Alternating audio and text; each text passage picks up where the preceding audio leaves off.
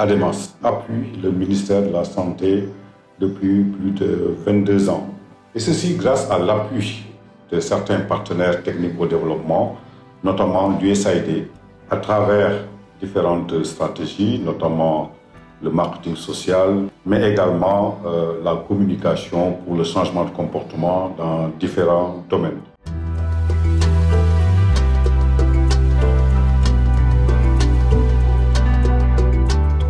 Avec le projet NPI Expand, nous avons eu à collaborer avec Palladium à travers la conception d'une campagne de communication. En discutant avec le responsable de ADEMAS, on s'est dit qu'il faut peut-être concevoir une campagne focalisée dans une région où on peut avoir les résultats palpables, vraiment qui montrent l'influence de la communication de ADEMAS en changeant les attitudes, les comportements et les pratiques de groupe cible.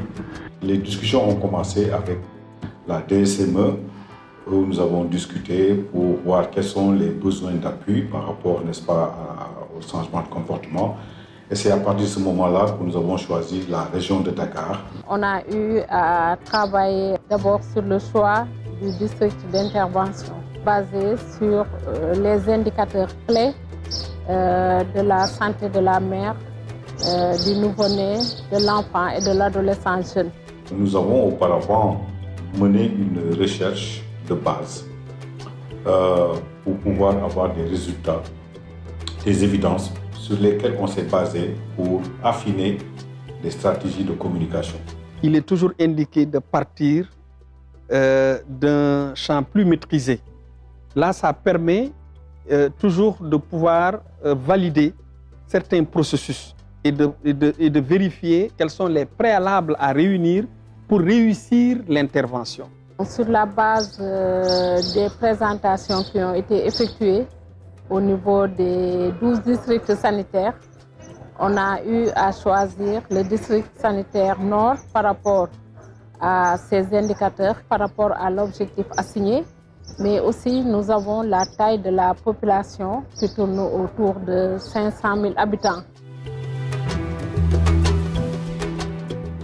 J'ai rarement vu des études avec des tailles d'échantillons aussi importantes, surtout au niveau des districts sanitaires.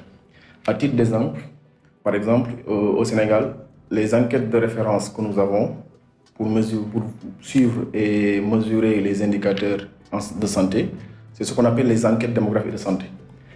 La taille d'échantillon est de 8 000 pour la grande enquête et 4 000 pour la petite enquête. Et quand on prend 8 000 ménages pour l'ensemble du territoire, et nous, on est à 6 000 pour seulement un district sanitaire. Normalement, la façon que nous avons conçu la recherche et conçu la campagne, on va être capable de dire quelle proportion de personnes exposées au message de ADEMAS ont opté pour certains comportements plus positifs.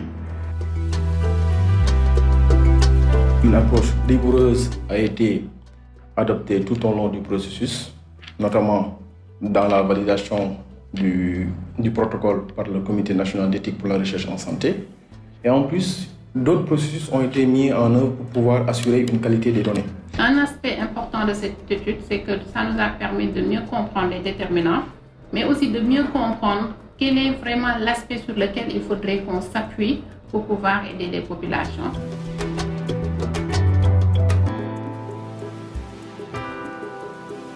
Le plan sera déroulé au niveau du district sanitaire nord et forcément on peut développer ce projet-là au niveau des districts sanitaires, mais pourquoi pas au niveau du Sénégal.